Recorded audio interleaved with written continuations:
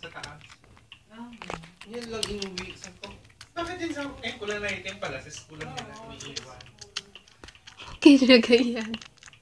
Naririnig mo, mami, yung pusa. Nakita mo yung ano ni? Yung pusa. Ay.